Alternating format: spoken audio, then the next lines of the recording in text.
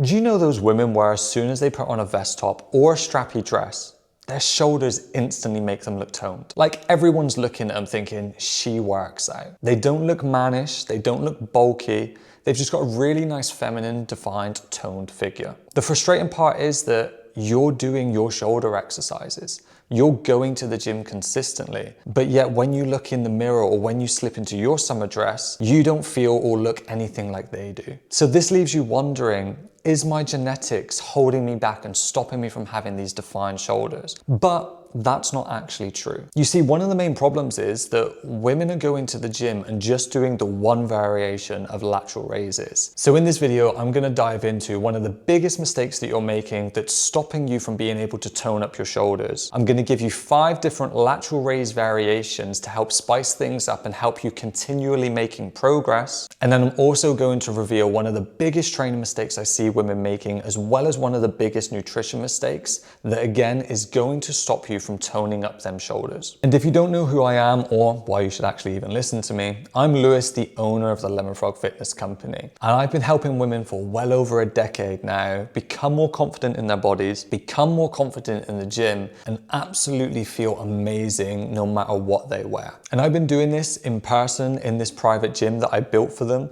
And I've also been doing this online, helping women all around the world achieve the same things.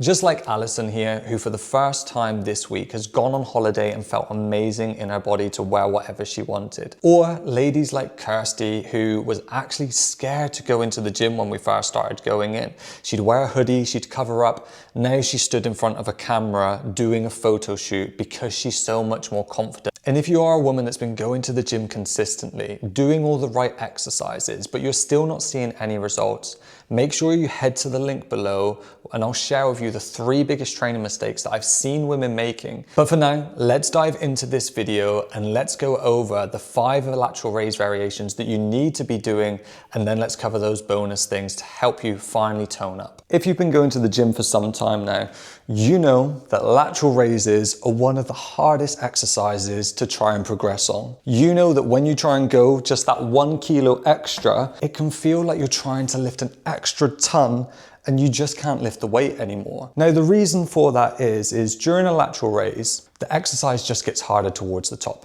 Because as you push out into this position here, you can see that the dumbbell is really far away from the joint. Down here, it's really close.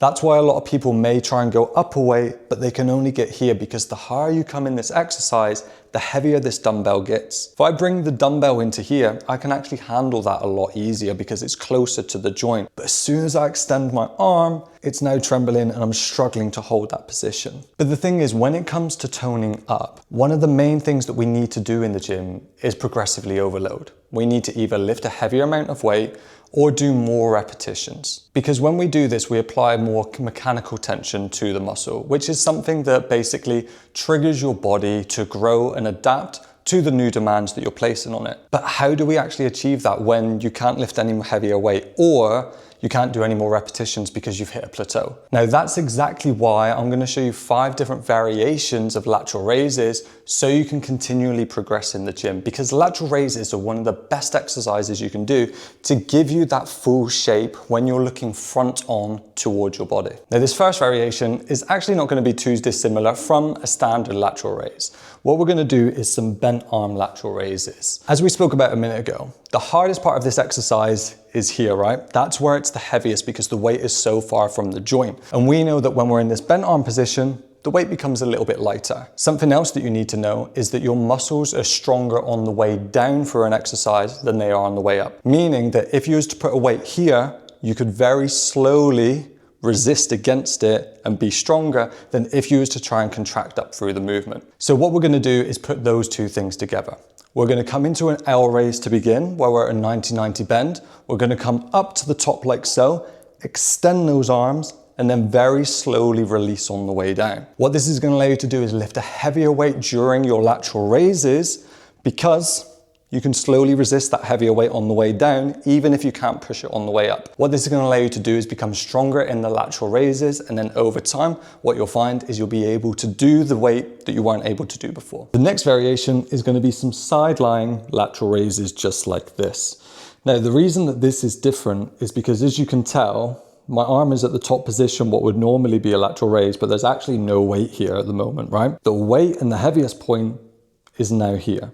That is where the weight is furthest away from my working joint. So what we've done is change what's known as the strength profile or the strength curve. So now what we're doing is building up strength at the bottom of the movement where it's the heaviest, and then it gets easier as we come up to the top. Whereas when we were stood up earlier, that's the heaviest bit, and that's the lightest bit, right? So you can see how we change that by just changing the angle of our body to perform this exercise. And don't get me wrong, you're not going to be shifting some serious tonnage during this exercise. It's still going to be relatively light compared to other exercises, but we can build the strength in the delts in a different way, and we can give us a little bit of a different variation through this exercise. Now, these next two variations are actually some of my favorite variations. We're going to be using the cable machine to do our lateral raises. What you want to do is take the opposite side in your hand, which probably didn't make that much sense. What you're going to do is take the right side in your left hand. Then what you're going to do is spin around, grab the opposite cable with your right hand, and then you're going to come through into this position here. Then we're just going to perform some normal lateral raises coming all the way up and down through the movement. But what makes this exercise different is that there's a consistent tension on the muscles all the way through. Like we identify with the dumbbells, when I'm stood up, there's not really much any tension here. It's not until I get this point that that starts to kick in and my muscles start to work. However, all the way through this movement during this exercise, my muscles are working because the tension doesn't ever drop off. What it does do though, is we can change the height of the cable machine to make it harder or easier. For instance, the cable machine's sat at the bottom at the moment, so it's gonna be around this part here that's the heaviest, and then it comes off a little bit lighter towards the top. If I wanted to make it very heavy at the bottom, what I would do is bring the cable machine up higher so it's more in line with my hips and this starting position here. Then what that would make is that this part is fairly heavy and then it gets even lighter as I come up towards that top position of the exercise. Now this following variation is going to be what's known as a cable Y raise, which is an exercise that I really like because it kind of kills two birds with one stone. In one breath, we're going to be giving you some really nice defined and shapely shoulders, but in the other, we're going to be working some of your lower trap muscles. Now, if you don't know what your lower trap muscles are, they basically sit down here underneath the shoulder blades. And what they help to do is pull your shoulder blades back and down. So it's good for posture, good for stability at the shoulders, and basically good for overall what I like to call shoulder health and preventing injury as you go through your training career, right? So what we're gonna do is set up the cable machine just above your hip height, and then we're gonna have a bench to lay down on. Again, you're going to grab the opposite hand for each cable, and then we're gonna lay down onto the bench in this position. Now, what I want you to do from here is not think about pulling the weight up and pushing above your head like so. What we wanna do is think about pushing your hand up and over into this position like so. So what I'm gonna do is take both cables, I'm gonna push my knuckles up to the ceiling, all the way up and over above my shoulders. So now what's happening is because I'm pushing upwards, I'm gonna be working my delts, but as I start coming overhead, the lower traps have to kick in to pull my shoulder blades down into my back pocket, which is gonna be that area that helps you to build up your stability in them shoulders. Now, when you're doing this exercise and thinking about pushing up overhead, we want you to go into this Y position, hence where it gets its name from, Y raise. So you want to make sure that you're not coming directly above the head like so, you just want to be going out ever so slightly to the side. The reason being is if you was to look at the lower trap fibers, what you would see is they kind of run in this angle here in this direction. So as we come into that Y raise, we align our arms with those muscle fibers so we can work them efficiently. And then the fifth and final variation is going to be some loo raises. Now for this exercise, you're probably going to want to go lighter than your normal lateral raise weight, because what we're doing is we're not stopping here like normal. We're actually going to keep going up and over above your head. Now the benefit of doing this exercise is it improves your overhead mobility as well. And it's also going to be working some more muscles around your shoulder blades to help them move around that rib cage and again, give you better mobility, but also give you better shoulder function. So what you want to do for this exercise is think about drawing a nice big circle with your arms and coming up overhead. Now, when doing this exercise, a lot of people will cheat. What they'll do is they'll push out to the side, arch their back, and come up above their head like so, while bending into like a banana shape. Now, what we're doing there is actually stopping you from reaching overhead position, because if I pull my ribs back down, my arms are actually here, so I'm not that high above my head. So we need to make sure that we're squeezing the core in nice and tight, so pulling the ribs down towards the hips, Keep your glutes tensed as well. And then that's going to give you a bit more of a solid base and foundation to reach over your head. Now, what you might find is the first few times that you do this, you do struggle to get overhead position. But the more you practice this, the more you get stronger and build up that movement and those muscles, the easier it's going to be to reach that overhead mobility position and improve the function of this exercise. So those are 5 awesome variations of lateral raises that you can start performing when you start plateauing on the normal variation, or you're just a little bit bored and you want to switch it up. However, even though those exercises are fantastic for toning up your arms, it doesn't mean that they're going to tone up if you're making these 2 mistakes that we're going to go through. Now, the first mistake is going to be the training mistake. You're only lifting until the muscles start to burn rather than when they're done. And one of the main reasons that you're doing this is because you still fear that lifting heavy weights and training hard is going to make you look mannish and bulky. It's the very thing I used to entice you in this video, right? That feminine look, not the mannish or bulky thing, because you still believe that that's a possibility. It's not. The main reason that you're struggling to tone up is because you're fearing that and you're not training hard enough. Building muscle and toning up are the exact same thing. There is no difference. The only way to tone up is by building muscle. And to be able to do that, you need to train hard.